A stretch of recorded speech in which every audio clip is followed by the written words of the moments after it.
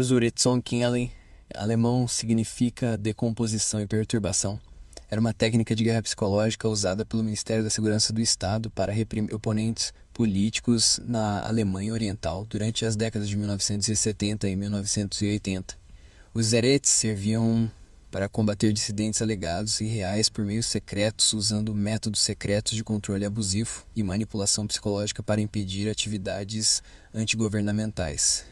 Entre as características definidoras estava o uso generalizado de métodos de contra-espionagem como meio de repressão. As pessoas eram comumente visadas de forma preventiva e preventiva para limitar ou impedir atividade de dissidência política e incorreção cultural que pudessem ter cometido e não com base em crimes que realmente tivessem cometido. Os métodos Zersets foram projetados para destruir, minar e paralisar as pessoas por trás de uma fachada de normalidade social em uma forma de repressão silenciosa.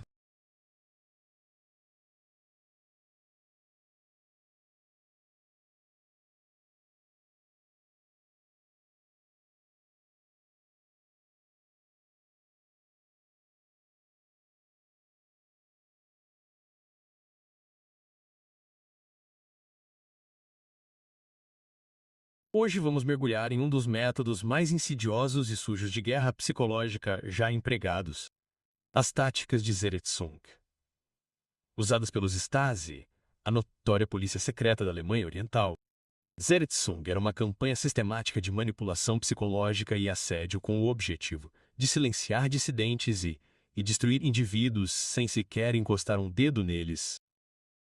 Essa operação secreta destruiu vidas, fomentou a paranoia e demonstrou o poder aterrorizante da vigilância estatal. Neste episódio, descobriremos os detalhes de Zeretsung, seus métodos assustadores e seu impacto duradouro sobre os alvos. Vamos começar. O que era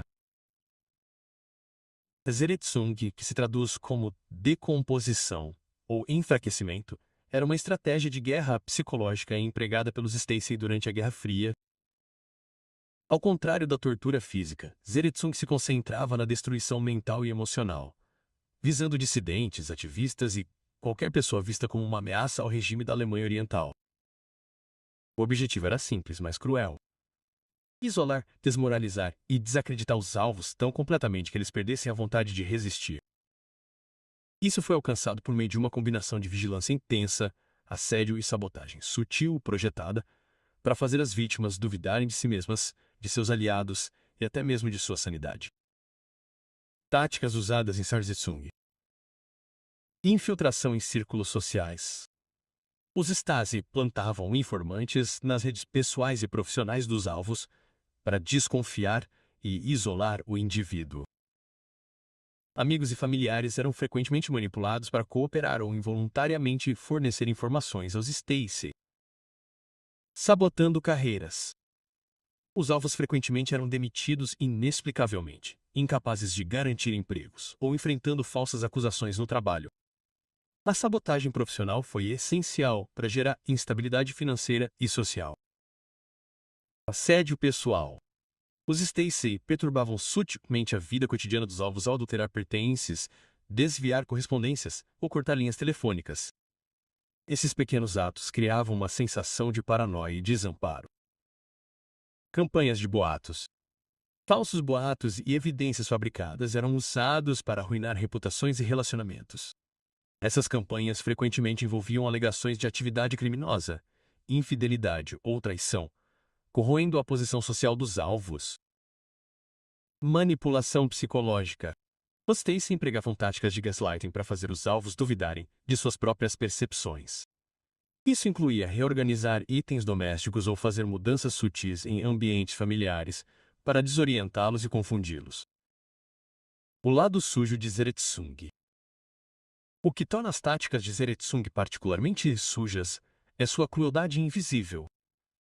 Ao contrário da tortura física, esses métodos não deixavam evidências tangíveis, tornando quase impossível para as vítimas provar que estavam sendo alvos. O custo psicológico era imenso muitas vezes, levando à depressão, ansiedade e, em alguns casos, ao suicídio. Zeretsung também explorava vulnerabilidades pessoais. transformando relacionamentos de confiança em ferramentas de controle. A traição de amigos, familiares ou colegas, às vezes coagidos pelos Stacey, aumentava a sensação de isolamento e desespero da vítima. A natureza secreta das táticas de Zeretsung significava que elas podiam ser negadas ou descartadas como paranoia, fazendo com que as vítimas se sentissem ignoradas e impotentes. Essa camada de manipulação aumentou a eficácia, o impacto e o legado insidiosos da operação. As políticas da Stasi causaram um profundo abalo na Alemanha Oriental. Mesmo após a queda do Muro de Berlim e a dissolução dos Stasi, o trauma sofrido por suas vítimas persistiu.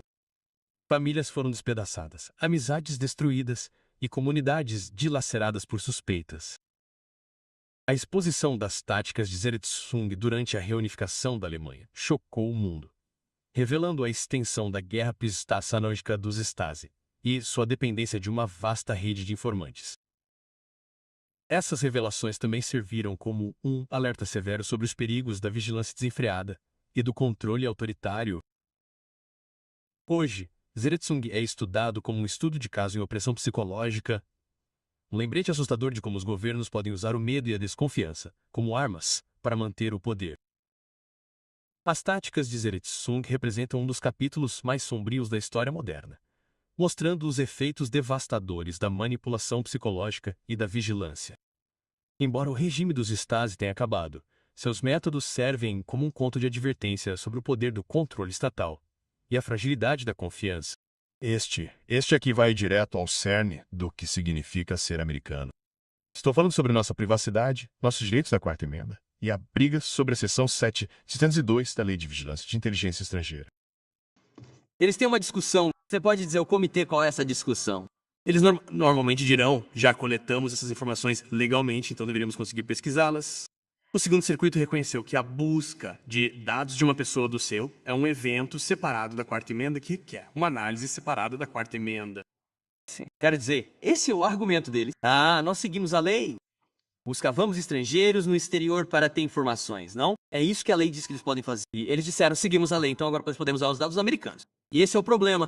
E o Tribunal de Nova York disse no ano passado, não, vocês não podem fazer isso. O tribunal disse o seguinte, apesar da questão ambiental, diga-me se você concorda. O governo deve ter permissão para fazer buscas sem mandado das mesmas informações que a seção 702 diz que não é permitido coletar.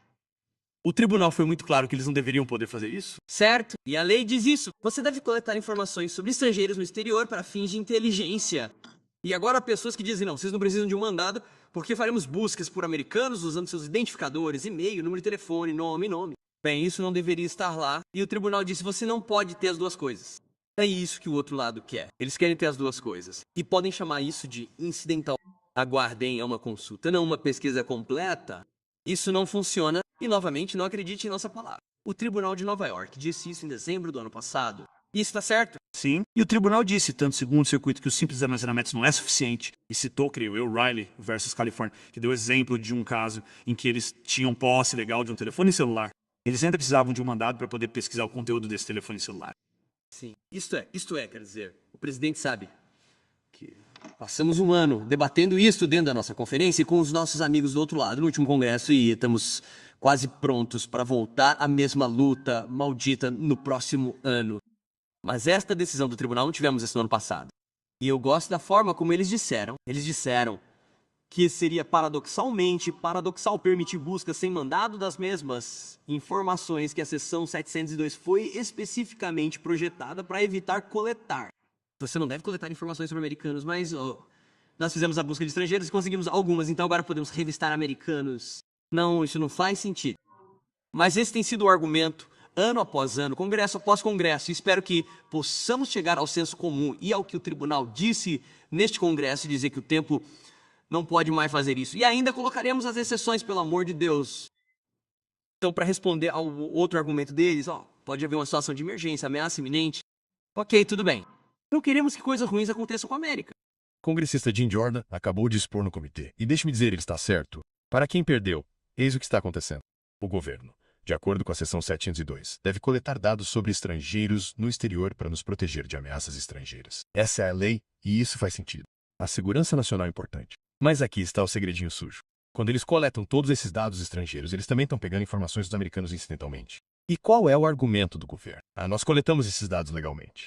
Então agora deveríamos ser capazes de pesquisar neles informações dos americanos. Asterisco sem estrela de advertência. Você está brincando comigo? Isso é um ataque direto à quarta emenda, pessoal.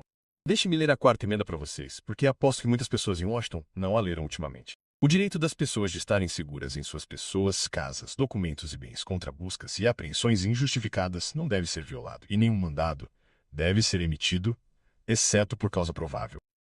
Não diz, a menos que seja inconveniente, ou a menos que você já tenha os dados disponíveis. Diz que não, ponto final. Os tribunais estão começando a ficar espertos. O segundo circuito acabou de decidir que pesquisar dados de americanos, com asterisco, mesmo que você já tenha um asterisco, é um evento separado da quarta emenda. Isso significa que você precisa de um mandado. Ponto final. E Jim Jordan acertou em cheio. É paradoxal. Não dá para coletar informações de americanos, segundo você? Sem sentido. Mas isso acontecer de você se deparar com isso enquanto procura. Agora você pode vasculhar o quanto quiser. Não vamos esquecer que este é o mesmo governo que nos disse que se você não tem nada a esconder, não tem nada a temer. Não é assim que a liberdade funciona. Nossos fundadores não lutaram em uma revolução para que os burocratas pudessem vasculhar nossos e-mails e telefonemas sem que um juízo dissesse. E eu sei o que algumas pessoas do outro lado dirão. Mas e as emergências? E se houver uma ameaça iminente? Ouçam, ninguém quer amarrar as mãos das nossas agências de inteligência quando há um perigo real. Se houver uma emergência, se houver vidas em risco, vocês fazem o que tem que fazer. Mas isso deve ser a exceção, não a regra. É por isso que temos juízes de plantão 24/7 para mandados de emergências. É por isso que a lei permite exceções. Mas essas exceções devem ser raras, não uma brecha grande o suficiente para passar um caminhão. O que realmente me irrita, pessoal. O Congresso vem debatendo isso há anos. Toda vez que nos aproximamos de restaurar as verdadeiras proteções constitucionais, o Estado profundo, o aparato de inteligência e seus aliados no Congresso começam a gritar lobo. Todos nós estaremos seguros. Bem, vocês sabem o que nos torna inseguros. Um governo que acha que pode infringir a lei porque é conveniente. Um governo que acha que a Constituição é apenas uma sugestão.